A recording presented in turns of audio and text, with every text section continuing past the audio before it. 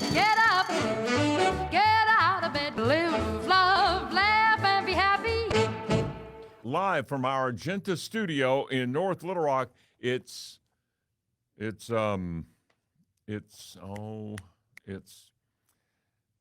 since that worm ate my brain, I'm just having all sorts of trouble. It's Saturday Morning Live, being brought to you by Walnetto Arts and Entertainment, where imagination has been known to make a lot of noise.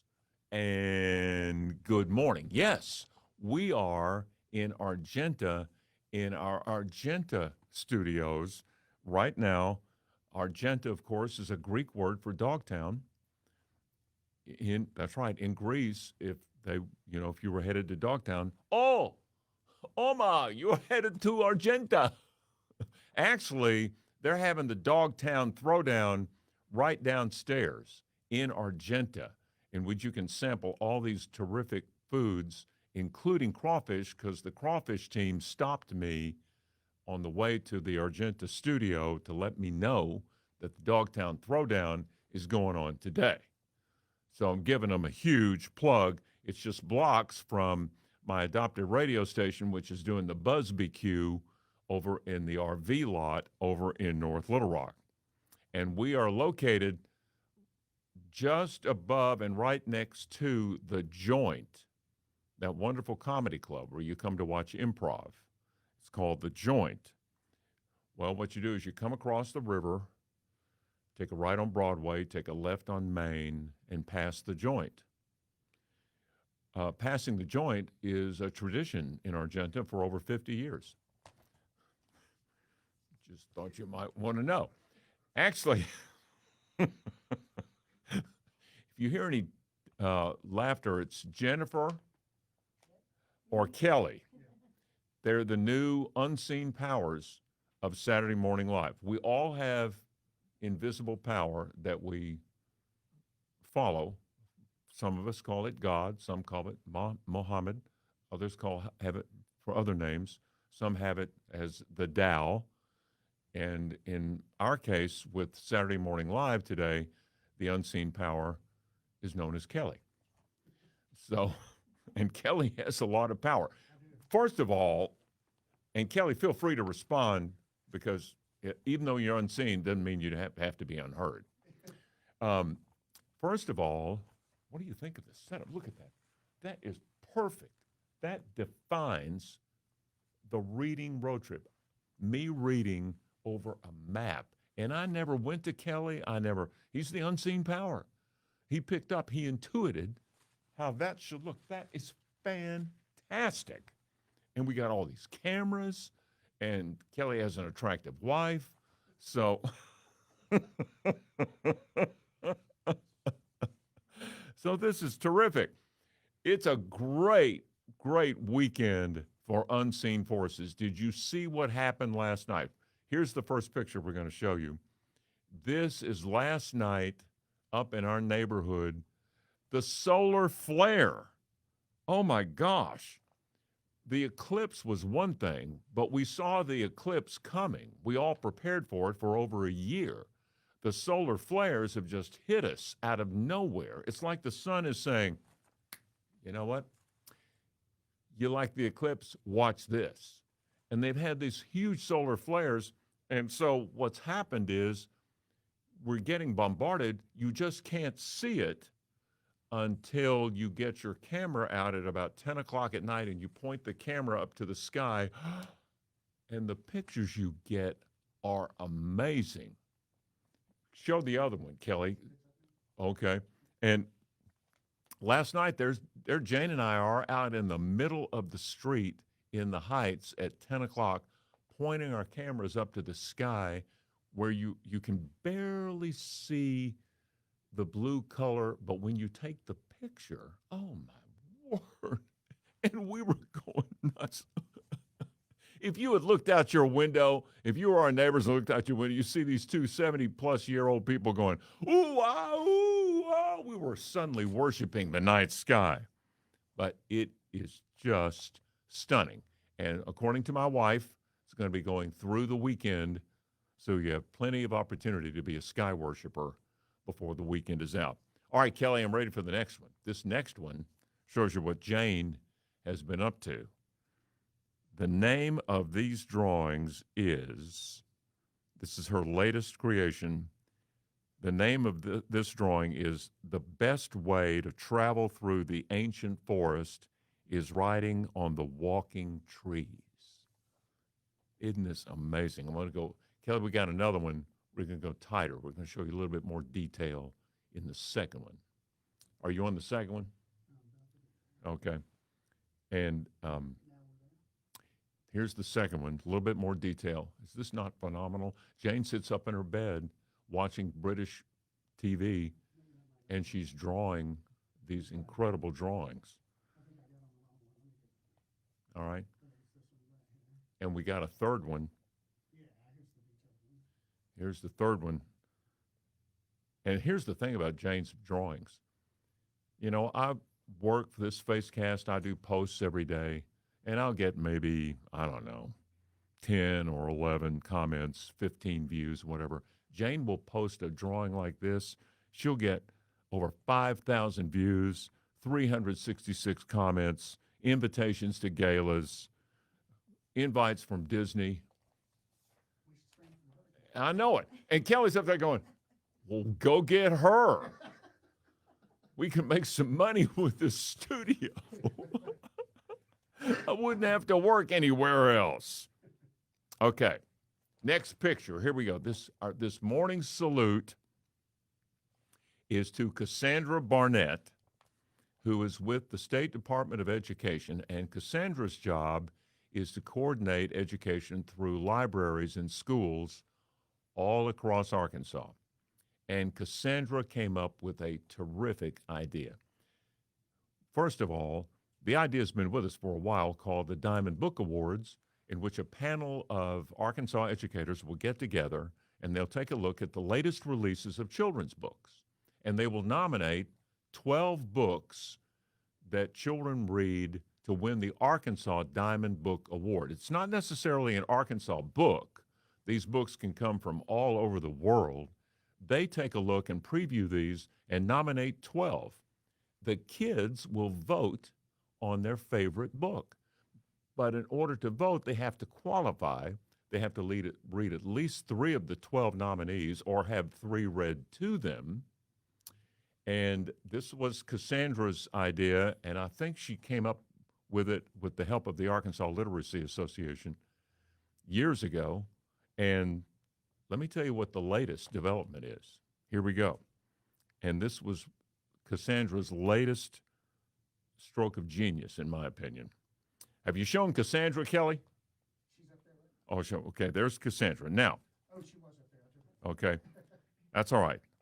Now we're going to show you the new team, Cassandra's new team involving the East Initiative at Central High School. You no longer say the East Lab because they were afraid that made it sound like they had a dog. It's the East Initiative, and we'll start with the new team. This is Sky. I know we've already looked into the Sky, but this is Sky, who's a new teammate. Sky is an East Initiative student. We'll show you Kayla. You got Kayla up there? I'm going slow because the computer wants to follow me slowly. And the next one, all right, there's Kayla. Look at that. I'm telling you, these kids, they're so sweet. They don't look like they're highly motivated, but trust me, they are. There is Benjamin, who was in the meeting that we had at Central High School. Oh, this is going to be so cool. And this is why the graphic behind me is so appropriate. There's Benjamin, who's part of the team. And they're all led by Ms. McCormick, who is the East Initiative Coordinator and teacher at Central High School.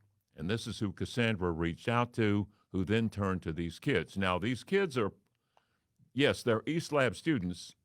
There I go with East Lab. Yes, they're East students, but they're in the Central High School Film Club, which was created, next picture, Kelly, of my grandchildren, Amelia, the one that's pointing, and her big sister Bella.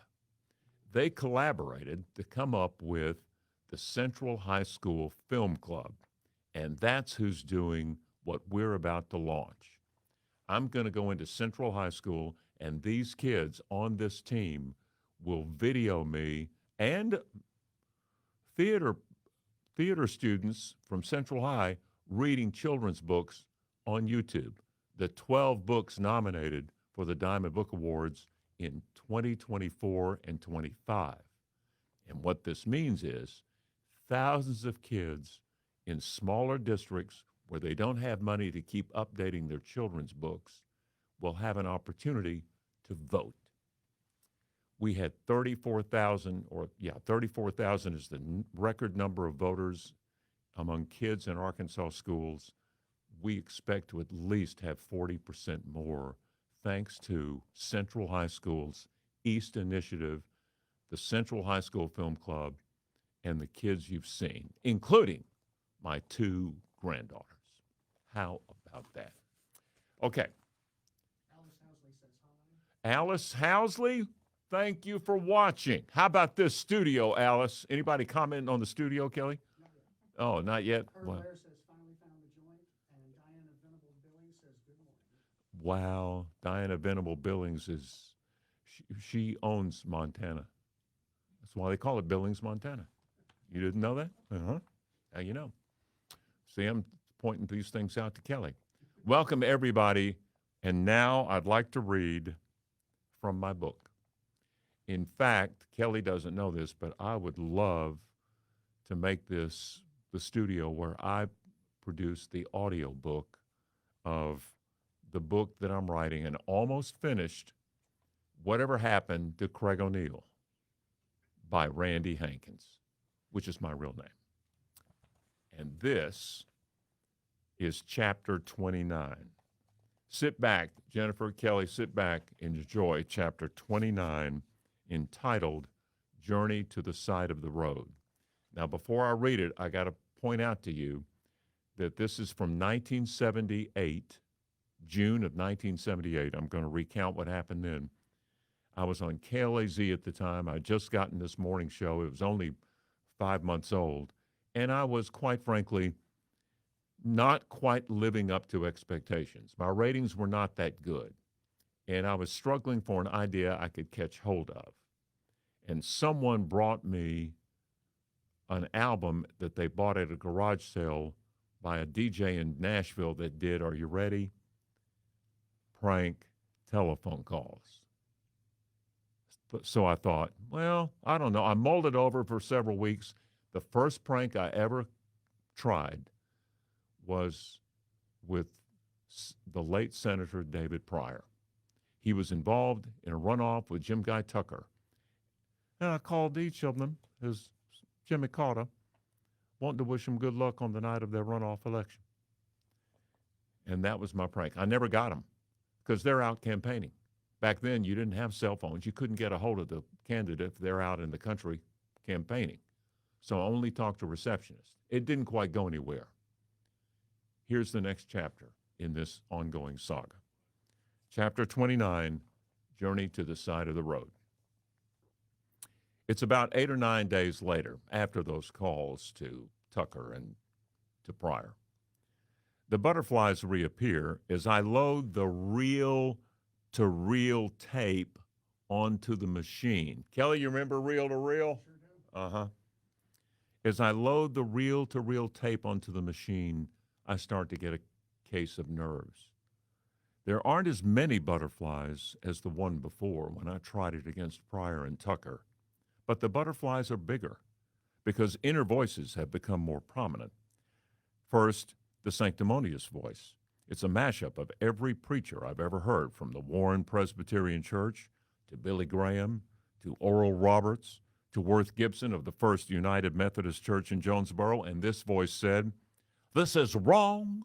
It could backfire. It could lead to legal problems. You'll be jobless, and what will your wife and children do then? It's a sin." But then there was a competing voice, and this one was from the back of the room. No, wait. more like from the back of the bar. A voice on its fourth beer, loud, out of control, uninhibited, saying, "Oh, hell, go for it, man. Do it. You ain't got nothing to lose. You need it, 'cause, pard, your show ain't going nowhere." The guy in the back of the bar won. Phone, voice, receptionist. Back then they had receptionist. Receptionist. Union National Bank.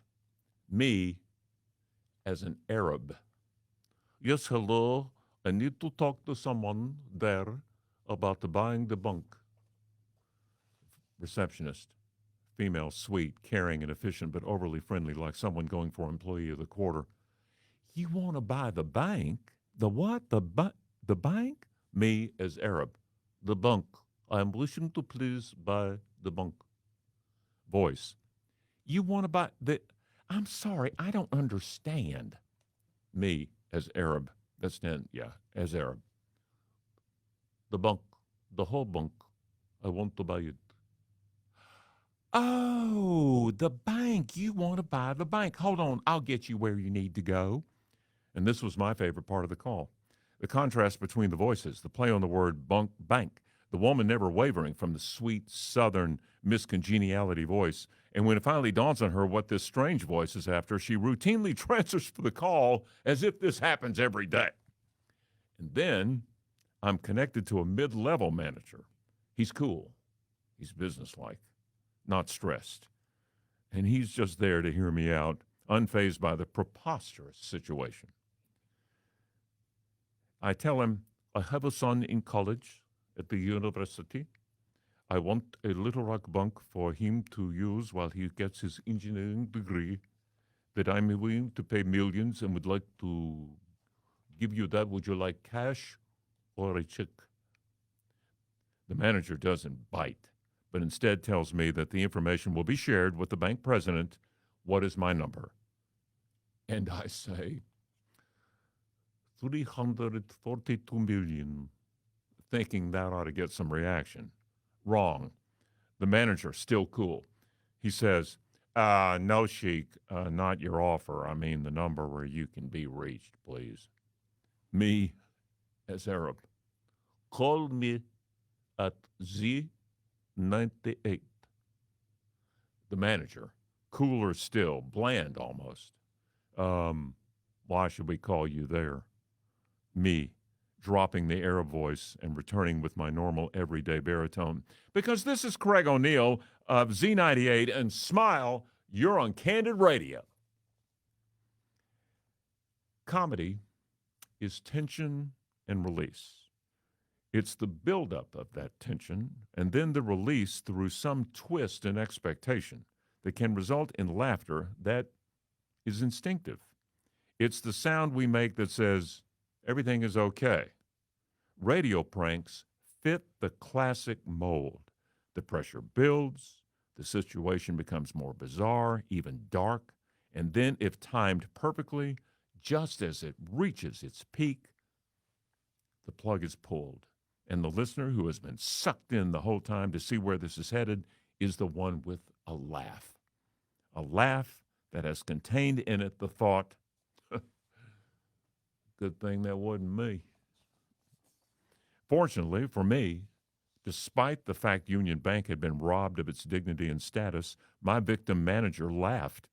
No lawyers, just laughter. And once reality had been reestablished, he gave me a compliment. He said, "Hey, nice voice." I don't remember the exact date the bank call aired. I just know it was a Friday, because Fridays were paydays, the day I would get my paycheck. Z98 was on the 7th floor of the Prospect Building, and I would take my check down to the 1st floor where my bank was, a branch of Union National Bank, the very same bank I had just attempted to buy as an Arab. Off the elevator, across the small lobby, in through the bank's glass doors, and I was immediately stopped. Not by security, not by lawyers, not with a cease and desist, or by some corporate-type threatening lawsuit. No, I was stopped by Nell. She was a loan officer I'd gotten to know because I'd pass her desk on the way to my paycheck deposit every other week. She never mentioned my show when I passed. Mostly we talk weather, money, kids, surface stuff. But on this morning, after that call, she had seen me coming, had gotten up from behind her desk, and as I came in, she stood in my way. She grabbed my shoulders and looked me straight in the eye and said the words that would become addictive to me for the rest of my radio career. She was the first person to say, I had to pull off to the side of the road. I was laughing so hard. Inside me, confetti came down from the roof. Trophies were handed out. My inner crowd was cheering. My brain had become a locker room where victorious players, dressed as Arab sheiks, sprayed champagne. Her laughter had been so great, she had to pull off. Her stopping meant I was just getting started. And the rest is in the book, which will happen soon. Thank you all for watching our Facecast from the Argenta Studio. I love this place. I'm going to do... I'm sorry, it's called what? Dream Stream. Dream and Stream. And Dream and Stream Studio. Isn't that what we just did? I dreamt that this book would hit it big in a studio where it could happen.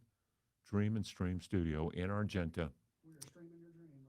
We're streaming a dream, and it's all being brought to you by Walnetto Arts and Entertainment, where imagination usually makes dreams. And sometimes streams, because there's a lot of coffee involved, if you know what I mean. Anyway, this will be on YouTube in case you're getting to us late. Look for Craig O'Neill, Saturday Morning Live, Arkansas, and you'll find it. And make sure you click on subscribe so it can finance more trips to Dream and Stream Studio. Thank you all for watching. Back next Saturday at 10 at Craig O'Neill TV.